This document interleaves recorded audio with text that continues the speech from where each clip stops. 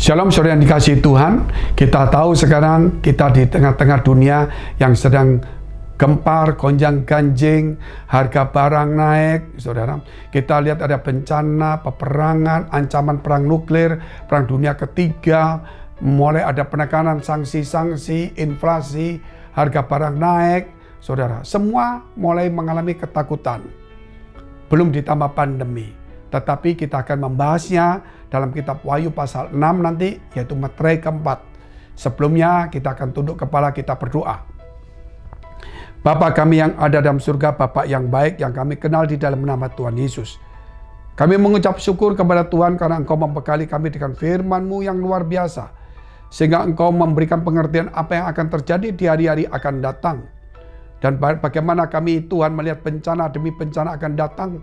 Tetapi Tuhan, Engkau telah memperingatkan kepada kami, sehingga kami menjadi orang yang bijaksana, lebih mendekat kepada Tuhan, takut akan Tuhan. Sehingga Engkau yang mengetahui dan mengizinkan bencana itu terjadi. Pasti Engkau tahu jalan keluar, dan Engkau tahu bagaimana memelihara kami. Karena di tangan-Mu lah Tuhan, kami berserah. Terima kasih memberkati kami semua, di dalam nama Tuhan Yesus, kami sudah mengucap syukur dan berdoa. Haleluya. Amin. Saudara, kalau kita bertanya-tanya mengapa ada peperangan yang begitu besar, 140 lebih kapal perang yang ada di antara Rusia dan Turki, untuk masuk ke laut ini dari Mediterranean itu mesti melewati, yaitu selat namanya, saudara, selat Bosporus, yaitu selatnya sempit, karena itulah antara Turki, Asia dan Turki, Eropa, itu dibatasi dengan selat. Dan selat ini sekarang saudara sedang dibangun jembatan oleh Turki supaya menggabungkan Turki yang ada di Asia maupun yang ada di Eropa. Dan ketika terjadi peperangan, maka selat ini ditutup sehingga tidak menimbulkan lebih besar, itu peraturan yang sudah disetujui oleh dunia. Dan bagaimana kita melihat ancaman peperangan sekarang yang terjadi Rusia dengan Ukraina. Rusia itu bangsa Slava, Ukraina itu Slava. Ya saudara, itu sama dengan dulu satu darah lah. Di mana Rusia dianggap sebagai kakak, Ukraina dianggap adik. Kerap kali dari dulu terjadi juga perang-perang seperti itu. Namun kerap kali menjadi bersahabat kembali. Dan kemudian bagaimana Rusia memberikan hadiah Crimea, tanah, dikasih tanah juga, karena itu dianggap sahabat. Nah sekarang ini terjadi peperangan, Ukraina diambil, saudara, dan sebagainya. Kenapa? Nah ini menurut sejarahnya. Bagaimana Ukraina ini pada saat sebelum tahun 2014 ada seorang presiden yang terpilih tetapi yang selalu pro-Rusia. Tapi kemudian menurut berita itu ada tangan-tangan barat yang tidak puas, selalu seperti itu, berita-berita di dunia seperti itu, kata-kata dunia. Sehingga menggoyangkan oposisi. Dengan cara, ya saudara akan melihat di koran sebagaimana banyak ahli-ahli mengatakan seperti itu. Maka terjadilah dengan dibiayai dari tangan-tangan yang tidak menyukai pro-Rusia. Digulingkanlah pemerintah yang sah itu. Kemudian diangkatlah. Dan disinilah yang pro-Eropa. Dan kemudian di situ disetujui bahwa gereja ortodoks sudah tidak lagi di bawah gereja ortodoks yang ada di Rusia. Mereka sendiri, karena mereka akan berbicara tentang hak asasi manusia. Seperti yang ada di Barat, bagaimana saudara kita melihat LGBT dan yang sebagainya yang di Rusia dilarang, di sana diperbolehkan. Nah inilah kemudian terjadilah saat itu Rusia merasa marah, kenapa kok pemberontakan yang sah dijatuhkan, saudara. Dan ada tangan-tangan kemudian pro Barat dan seperti itu. Maka ada dua provinsi, yaitu satu provinsi Luhan, satu provinsi Donetsk yang disebut Donbas. Dua provinsi disebut Donbas. Referendum rakyat itu. Mereka mau negara sendiri.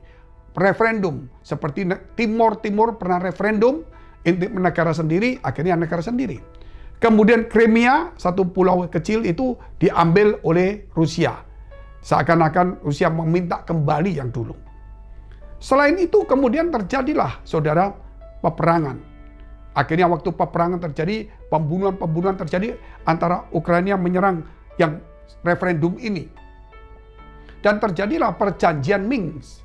di mana perjanjian Minsk ini mengatakan bahwa mereka harus diberikan otonomi karena sudah referendum, jadi nggak boleh perang.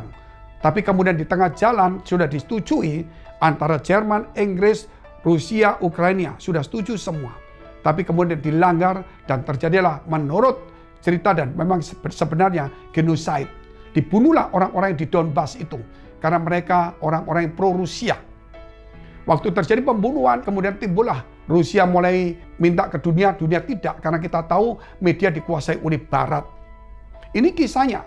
Tapi kemudian Barat mengirim senjata, tenaga ahli di situ semua dan Ukraina mau menjadi anggota NATO. Disitulah kemudian Rusia marah. Karena Rusia berbatasan dengan Ukraina. Kalau menjadi anggota NATO berarti senjata NATO di situ semua. Apalagi saudara, NATO ini dulu pernah berjanji ketika Uni Soviet itu runtuh, ya tahun 90-an runtuh, mereka itu berjanji bahwa tidak akan membuka anggota baru. Namun kemudian membuka terus. Dan pada saat itu ingin Ukraina menjadi anggota NATO. Sehingga Rusia merasa terancam. Terjadilah peperangan ini, saudara. Dan peperangan ini kalau menurut saya sudah terlalu melebar. Sehingga hari ini kalau kita melihat bagaimana peperangan ini sudah mulai menakutkan, perang nuklir lah, perang dunia ketiga lah, ekonomi hancur semua. Kita lihat dulu firman Tuhan, yaitu dalam Wahyu pasal 6 ayat 7 dan 8. Dan ketika anak domba itu membuka meterai yang keempat, aku mendengar suara makhluk yang keempat berkata, "Mari." Dan aku melihat sesungguhnya ada seekor kuda hijau kuning dan orang yang menungganginya bernama Maut. Dan kerajaan maut mengikutinya. Dan kepada mereka diberikan kuasa atas seperempat dari bumi untuk membunuh dengan pedang dan dengan kelaparan dan dengan sampar dan dengan binatang-binatang buas yang di bumi. Ada 4 yang terjadi ketika meterai keempat dibuka. Yaitu kita lihat adalah peperangan. Kedua kita melihat adalah kelaparan. Ketiga adalah sampar seperti pandemi. Dan keempat binatang-binatang buas. Kita sudah mengalami pandemi, ekonomi sudah gonjang-ganjing. Dan sebelumnya kita tahu bagaimana perang dagang antara Amerika dengan Tiongkok. Dan menurut orang Tiongkok sedang unggul. Karena dia lebih maju, ekonominya lebih bagus, Amerika terperosok. Di antara pandemi ini saudara, karena ini adalah rolling power pergantian kekuasaan. Selalu harus seperti itu. Sehingga Amerika tidak mau pasti seperti itu. Terjadi perang dagang. Dan ternyata perang dagang ini kemudian terjadi saudara, yaitu super cycle. Semua harga-harga jadi mahal semuanya. Nah, komoditi mahal ditambah dengan perang. Pada saat komoditi naik, minyak pernah turun, kemudian naik menjadi $70-80 saudara. Gas mulai naik, saat itulah kemudian Rusia berperang. Sehingga minyak menjadi di atas 100 dan gas 4 kali 5 kali lipat. Dan semua kita melihat kondisi sekarang. Dan saya ingin supaya saudara hari ini mempelajari bahwa perang itu pasti damai. Tidak ada perang berkelanjutan. Pasti damai. Tetapi dampak dari perang itu saudara, yaitu kelaparan. Karena sanksi demi sanksi akan terjadi. Dan disinilah saudara kita harus hati-hati dengan kelaparan ini. Karena di mana kita melihat sebagaimana matematika saya ceritakan akan terjadi kelaparan itu. Kenapa? Sanksi demi sanksi. Sehingga boleh dikatakan Rusia ini penghasil 220 yang ekspor termasuk energi, pangan. Akhirnya dia sekarang juga tidak memberikannya kepada negara yang tidak bersahabat. Sehingga Eropa dan Amerika mengalami inflasi. Minyaknya naik semua. Mereka membutuhkan gas dari Rusia naik. Sehingga kemudian mereka membutuhkan pupuk dari gas juga naik. Saudara, sehingga semua barang jadi naik semuanya. Sehingga inflasi terjadi, inflasi itu berarti saudara harga barang-barang naik. Nah, kalau kita melihat bagaimana Amerika mengalami inflasi, saudara melihat mereka butuh stimulus karena harga barang-barang naik. Kalau stimulus dikasihkan kepada rakyat, uang malah beredar lebih banyak. Kalau uang beredar lebih banyak, maka inflasi lebih tinggi lagi. Maka satu-satunya jalan, maka The Fed atau bank pemerintah menaikkan suku bunga supaya orang menaruh uangnya.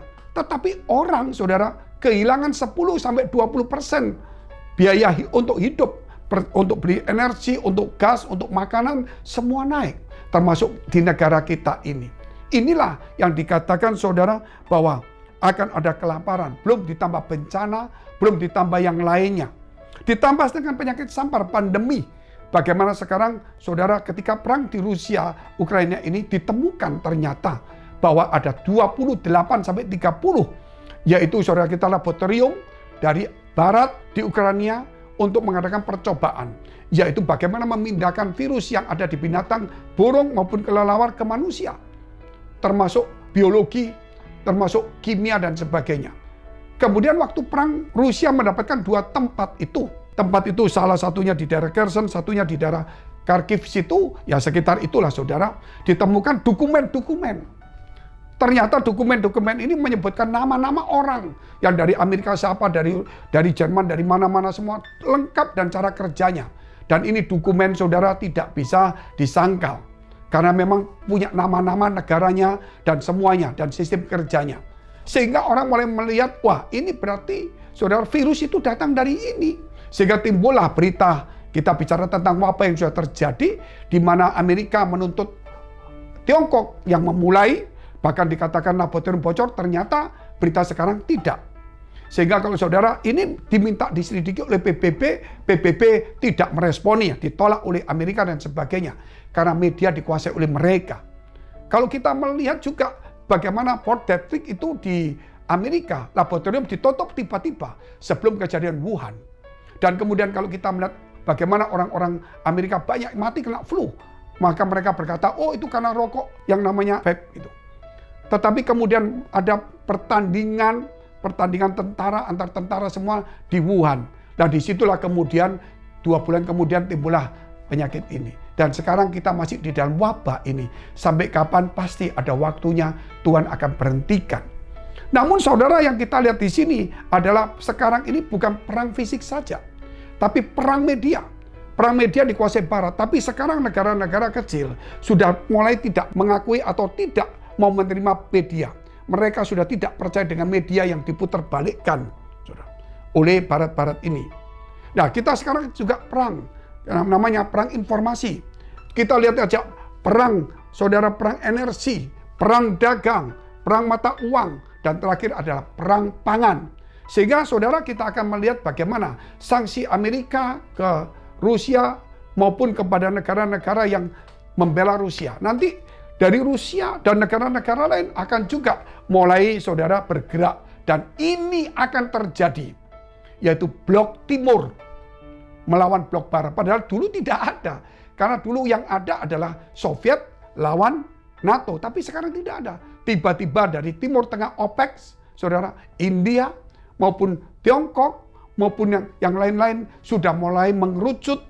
Akhirnya mereka takut dan mereka mulai, saudara, melihat bahaya mengancam, yaitu melalui perang media, perang dagang, perang mata uang, saudara, juga perang energi dan juga perang pangan. Sehingga kemudian kalau kita melihat dunia akan terbelah jadi 2 kembali, yaitu di mana Barat, Amerika, saudara, akan mengalami goncangan ekonomi, dan dunia juga akan mengalami goncangan ekonomi.